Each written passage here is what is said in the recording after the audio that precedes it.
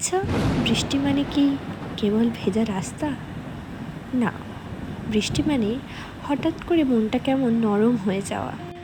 মনে হয় সমস্ত ব্যস্ততা যেন একটু থেমে যাক।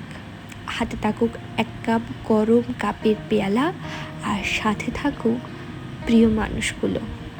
কারণ বৃষ্টি আর চায়ের সম্পর্কটা ঠিক ভালোবাসার মতো। একটা মনে পড়লে আর একটার কথা আপনা আপনিই মনে পড়ে যায়। কি ঠিক তো? আজ সেরকমই একটা বিকেল ছিল। বাইরে হচ্ছিল মুষলধারে বৃষ্টি, আর চায়ের গন্ধে বিকেলটা আরও বেশি সুন্দর করে তুলেছিল।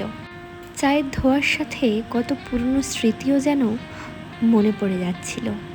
ছেলেবেলার সেই কাগজ দিয়ে বানানো নৌকো, তারপর প্রিয় মানুষগুলোর পাশে বসে বৃষ্টির শব্দ শুনতে শুনতে একে অপরের সাথে গল্প করতে করতে মনে হলো আরেকটু ছেলে মানুষই করলে কেমন হয় বলো তো। তাই লেগে পড়লাম কাগজ দিয়ে নৌকো বানানোর প্রকল্পে। সাথে কে ছিল? সাথে ছিল আমার ছোট্ট বাচ্চা ছেলেটি। তাকে নিয়ে চললাম এই নৌকোটিকে জলে ভাসানোর কাজে। ওর ওই ছোট্ট মুখটার হাসি দেখে মনে হচ্ছিল সুখ খুব মূল্যবান কিছু নয়।